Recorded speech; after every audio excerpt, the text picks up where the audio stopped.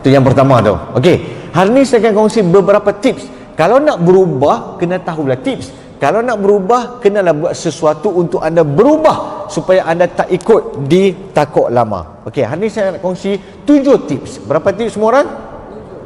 7 tips. So kita buat sama-sama. Okey, yang pertama, kalau nak berjaya ni, orang yang berjaya ni, yang pertama dia admire other rich and successful people. Orang yang berakhlak, orang yang happy, orang yang berjaya, orang yang sempurna. Orang lain dia happy tengok orang ni, dia admire tengok orang ni. Secret yang pertama apa dia? Apa dia? Dia admire. Ramai orang, kalau kita masih di takut lama, bagaimana kita nak tahu kita di takut lama? Kita tengok orang, kita rasa jealous. Kita tengok orang, kita rasa tak puas hati. Na'udzubillah, kalau dikatakan, Imam Ghazali beritahu, kalau kita tengok orang yang berjaya, kita tak rasa apa-apa, itu adalah sebenarnya kita kena tengok, kita kena berubat diri. Dia kata kita kena berubat diri. Kalau kita tak rasa apa, bukan rasa negatif lagi tau. Kalau kita tak rasa apa, kita kena berubat. Contoh, satu orang tu, contohlah dia beli iPhone 11. So dia pun letaklah atas tangan, atas meja. So kita tengok, so kita tengok dia ada iPhone baru, so dalam hati kita, so what? Kalau kita ada sifat macam tu sekalipun, na'udzubillah, kita kena berubat hati kita. Tu belum negatif tau. Bukan kata, alah ni mesti handphone curi, alah ni mesti sugar daddy bagi ni. Belum negatif lagi. Bila kita tak ada perasaan apa-apa, itu pun dah bahaya dah. Ni siapa cakap? Imam Ghazali yang cakap. So kena berubat diri. Maksudnya, kalau satu orang tu buat baik, ataupun dia ada benda yang baik, contoh ada kereta yang baik, handphone yang baik, rumah yang baik, akhlak yang baik, selalu happy, selalu senyum, bagitalah sesuatu yang baik. Contoh kalau dia selalu senyum, wah manis senyuman. Bukannya tu nak bodek tu nak bodek tu. Senyum tu ada makna tu. Bila ada perasaan macam tu, ada pemikiran macam tu, cepat-cepatlah berubat diri anda. So yang pertama, kalau kita tak nak berada di takut lama, nak ubah tahun 2020, anda perlu admire. Apa dia yang pertama? Admire other successful person. Okey, yang kedua ni very simple, tapi ramai orang terlepas pandang. Apa dia katakan? Yang kedua adalah bangun pagi. Apa dia yang kedua? Bangun pagi. Simple. Kenapa kita perlu bangun pagi? Kalau kita bangun pagi, apa kita akan dapat? Yang pertama kita akan dapat apa? Solat sunat tahajud. Macam tadi pagi lah, alhamdulillah kat masjid ni ada qiyamul lail. So saya rasa ramai orang yang dapat tahajud pagi ni. Tapi ada juga yang terlepas tahajud. Bila bangun saja dah azan, terlepas tahajud. So kalau kita bangun pagi, kita akan dapat tahajud. Dikatakan kalau anda nak sesuatu, anda tak bangun tahajud, maksudnya anda tak nak benda tu. Saya ulang, kalau anda nak sesuatu, anda tak bangun tahajud, maksudnya anda tak nak benda tu. Kalau anda nak sesuatu, anda kena bangun tahajud, maksudnya anda betul-betul sungguh-sungguh nak benda tu. So hari ni nak tak sesuatu? Nak sesuatu tak? Tak kisahlah apa saja pun. Apa yang anda nak dalam hidup anda? Hidup hampa pula. Dah main Penang sikit dah. Apa yang nak dalam hidup kita? Macam-macam, betul tak? Ketenangan, kesenangan, kebahagiaan. Yang penting ultimate goal. Apa dia tadi kita cakap ultimate goal? Apa dia? Syurga Allah, jannatullah. So kalau nak jannah, mintalah pada Allah. So kalau kita tak bangun tahajud, maksud dia kita tak nak syurga Allah. Na'udzubillah min zalik. Simple lah. Tak nak syurga, jangan bangun tahajud. So nak syurga tak? So kena bangun tahajud. Of course, dia benda yang elok, benda yang mahal, benda yang important, of course kita akan rasa macam berat sikit.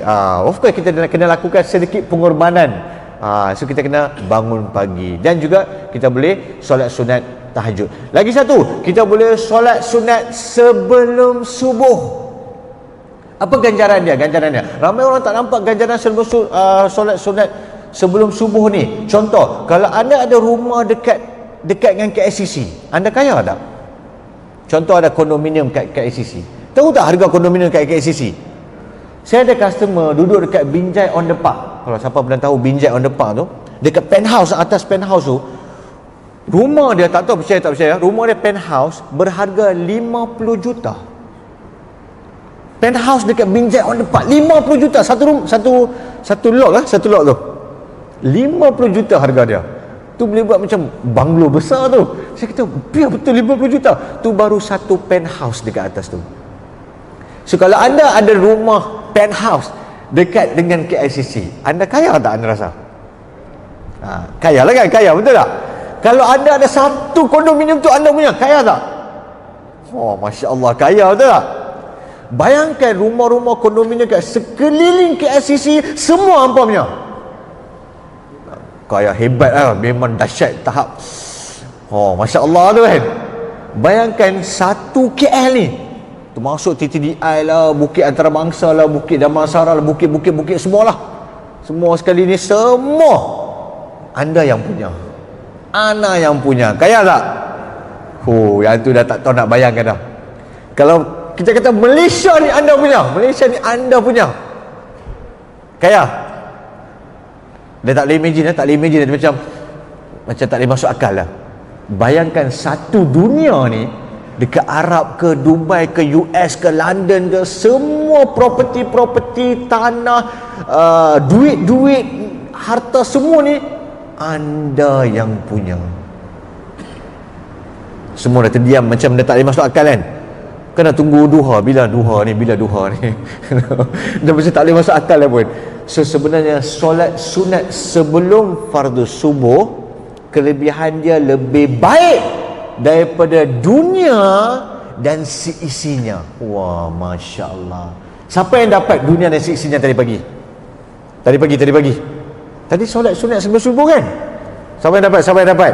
Alhamdulillah. So pasal itulah kita kena bangun pagi. Sebab bangun pagi akan dapat benda ni. Kalau bangun lewat, bangun terlepas, subuh pun subuh gajah, subuh pun Allah, bukan subuh gajah, subuh dinosaur. Bangun-bangun dah pukul 11, Allahu Akbar, pukul 11 pagi. Baik tak payah bangun terus. Sebab apa dalam surah As-Sajdah ayat 16 Allah SWT sebut, tatajafa junubuhum 'anil madaji'i yad'una rabbahum khaufan wa tama'an wa mimma razaqnahum yunfiqun. Kita kena bangun pagi, merenggangkan diri dengan selimut, merenggangkan diri dengan tempat tidur kita. Allah sebut dalam Al-Quran, merenggangkan diri dari tempat tidur dan solat sunat tahajud. Dia 3 mesej dah tu. Solat sunat pagi, iaitu tahajud lah. Doa dalam ketakutan pada Allah Subhanahu Wa Taala. Yang ketiga, sedekahlah dalam apa yang kami beri pada kamu. 3 mesej dalam surah Sajdah ayat 16 Allah Subhanahu Wa Taala sebut. So yang pertama mesej dia merenggangkan diri dan solat sunat, iaitu tahajud. Boleh azam tahajud. Saya tahu semua orang ni tahajud setiap hari. Dia kata kita dalam majlis ilmu ni kan, ulama-ulama beritahu yang penting kena ada kertas, kena ada pen, supaya kita boleh catat. Tapi kita tengok kat depan ni semua macam Imam Syafi'i yang boleh hafal. Kan semua dengar pun insya-Allah boleh masuk lah otak dah pun. Pasal tu kita boleh sama lah. Okey, yang pertama apa tips tadi? Kita kena admire other successful person. Yang kedua, bangun awal, bangun pagi. Okey, yang ketiga adalah kita perlu tajdid niat. Apa maksud tajdid niat? Kita kena reset niat. Macam tadi lah katakan, jam pun boleh rosak sebab tak reset. Sebab jam rosak sebab tak reset. So hati kita akan rosak kalau kita tak reset. Yang membezakan adat dan ibadat adalah niat. Saya ulang, yang membezakan di antara adat dan ibadat adalah niat. Pasal tu setiap kali kita kena tajdid niat. Apa maksud tajdid? Contoh, bila pagi-pagi kita pakai pakaian putih contohnya. Pakaian putih boleh jadi sebagai adat. Oh, aku punya kulit sahur matang, kalau pakai putih nampak style ni. Bila anda ada niat macam tu, itu akan jadi adat atau ibadat? Adat.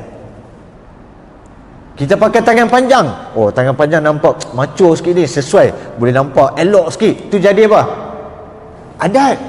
Tapi kalau kita pakai ikut sunnah, oh, aku pakai tangan panjang, aku nak ikut sunnah Nabi sallallahu alaihi wasallam.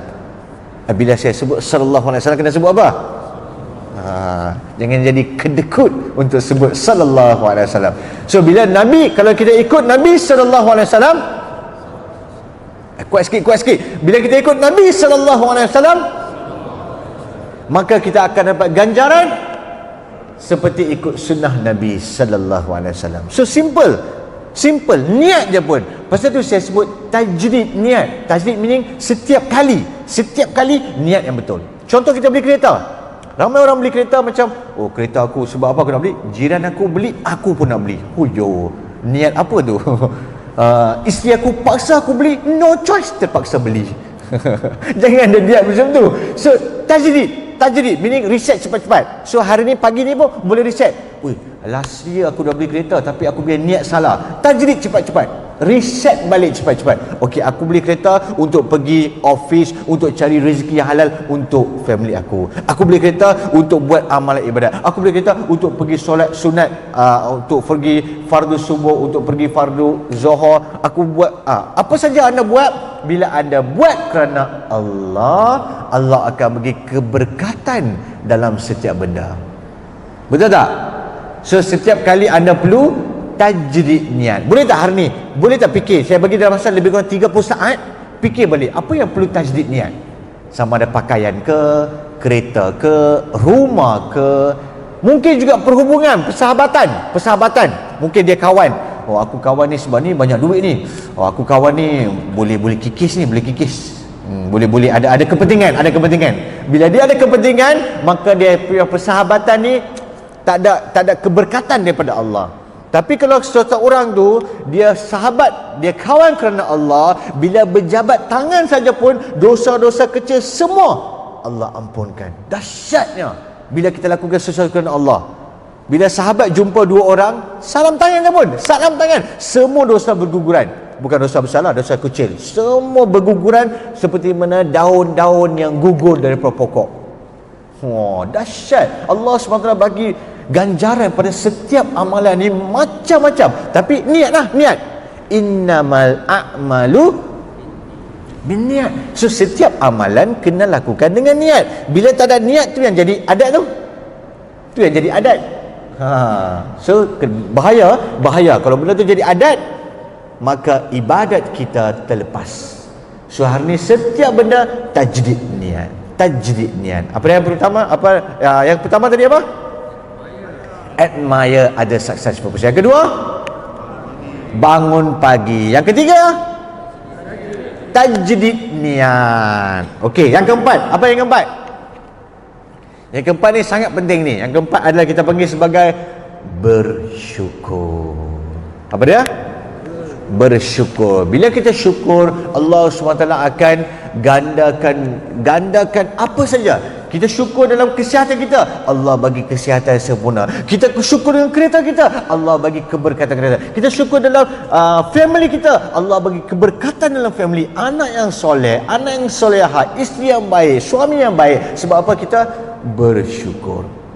Simple tau bersyukur ni sebenarnya. Simple, tapi banyak orang terlepas pandang benda ni. Ramai orang nak bersyukur ni sangat macam challenge. Surah Ibrahim ayat 7, Allah SWT sebut, la in syakartum la azidannakum. Kalau kamu syukur, aku bagi lebih pada kamu. Surah Ibrahim ayat 7. So pasal tu kita perlu banyak syukur. Tak payah ambil jauh lah. Saya beritahu tak payah ambil jauh. 2 hari sudah saya dekat hospital Sungai Buloh, UiTM. Saya pergi ziarah saya punya relatif sakit. So bila dia sakit, saya tengok dia tengah ambil oksigen. Dia oksigen kat situ kan. Bila saya tengok doktor, dia punya oksigen dia dekat 4 hari dah pun. 4 hari dekat hospital Sungai Buloh. Bukan Sungai Buloh, UiTM, swasta. So bila swasta ni tahulah harga dia kan. So bila saya tanya berapa harga dia lebih kurang, yang ni lebih kurang 25,000. Wah, 25,000 4 hari. Oksigen oksigen lebih kurang 25,000, lebih kurang mungkin kurang, mungkin lebih. So hari saya tanya pada tuan-tuan dan puan-puan, dah hidup berapa lama dah kat dunia ni? Contohlah, hidup berapa lama dah? 40 tahun. Berapa hari lebih kurang? Banyak kan? Kalau 4 hari 25,000, kalau 40 tahun menghirup oksigen, berapa banyak tu kena bayar kalau betul-betul? Kalau ikutkan harga lah, ikutkan RM. Infinity ya, tak boleh imagine lah. Tapi pernah tak betul-betul jujur lah, pernah tak kita doa, ya Allah, alhamdulillah dengan oksigen yang kau bagi pada aku? Pernah tak kita doa spesifik macam tu? Mungkin terlepas pandang kan? So sebab tu benda yang syukur ni kita kena syukur setiap kali tau. Tak payah ambil jauh oksigen ataupun tubuh badan kita, tangan kita. Sekarang kita tengok kipas. Semua orang tengok kipas. Kipas bergerak, betul? Sebab apa kipas tu boleh bergerak? Sebab ada elektrik, ada wire. Bayangkan ke atas wire ni, orang putih ni saya potong. Kipas ni boleh bergerak tak? Mesti tak bergerak, betul tak? Sama juga dengan lampu boleh menyala sebab apa? Sebab ada elektrik. Kalau saya potong wire kat belakang tu macam mana? Habis, betul tak? Okey, sekarang ni semua orang angkat tangan macam ni. Angkat tangan macam ni. Okey, gerakkan jari. Gerak tangan atas bawah. Okey, soalan. Tangan kita tak ada elektrik, betul?